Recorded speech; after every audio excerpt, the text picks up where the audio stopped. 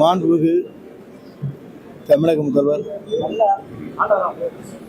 பல்வேறு திட்டங்களை தமிழ்நாட்டில் நிறைவேற்ற வேண்டும் என்ற நோக்கத்தோடு தான் பொறுப்பு அமைச்சராக நம்முடைய திருப்பூருக்கு மக்கள் நல்வாழ்வுத்துறை அமைச்சர் மாண்புமிகு அருண்ராஜ் அவர்களை நியமித்திருக்கிறார்கள். திருப்பூர் மாவட்டத்தை சார்ந்திருக்கிற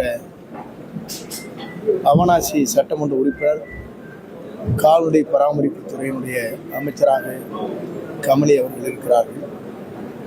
அதே போல திருப்பூர் தெற்கிலே பாலமுருகன், வடக்கிலே சத்யபாமா அவர்கள், பல்லடம் ராம்குமார் அவர்கள், அதேபோல காங்கேயத்திலே NS அவர்கள்,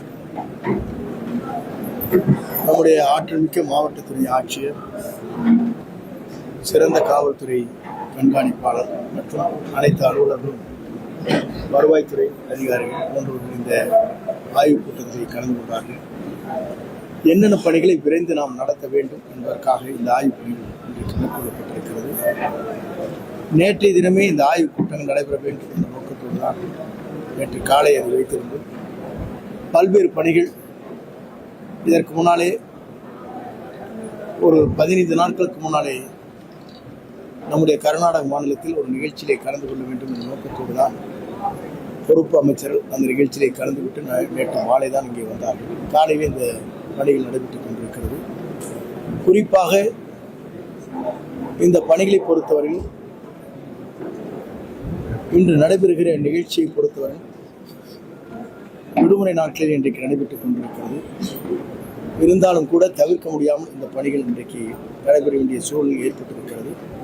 இனி இதுபோன்ற நிகழ்வுகள் ஏற்படாது என்பதையும் நாங்கள் இருவர் சார்பாகவும் 3 பேருடைய சார்பாக நாங்கள் தெரிவித்துக் கொள்கிறோம். ஆகவே விரைந்து ஆளுநருடைய கூட்டம் நடைபெற இருக்கிறது. ஆய்வுப் பணிகள் முடிந்து என்னென்ன பணிகள் தேக்கமாக இருக்கிறது என்பதை தெரிந்து கொள்ள வேண்டும் என்ற நோக்கத்தோடு தான் நம்முடைய தமிழக முதல்வர், வெற்றி கழகத்துடைய தலைவர், எதிர்கால தமிழகத்தை என்றைக்கும் ஆளக்கூடிய ஒரு தலைவர், அவருடைய ஆணைப்படி நடைபெறுகிற இந்த நிகழ்ச்சி திருப்பூரிலே பல்வேறு பணிகள், தேக்க பணிகள், திருப்பூரில் இருக்கிற சாயப்பட்டறையுடைய நிலைகள், திருப்பூரில் தேங்கி இருக்கிற குப்பை, அதே போல மக்களுக்கு சரியான முறையில் குடிநீர், இது போன்ற பல்வேறு பணிகளை ஆய்வு செய்திருக்கிறோம். இந்த ஆய்வு செய்வதன் மூலமாக எதை விரைந்து செய்வது, எதற்கான நிதிகளை பெற்றுத்தர வேண்டும் என்பதை ஆய்ந்து அந்த பணிகளை நாங்கள் மேற்கொள்ள இருக்கிறோம் என்பதை மகிழ்ச்சியோடு நான் தெரிவித்துக் கொள்கிறேன்.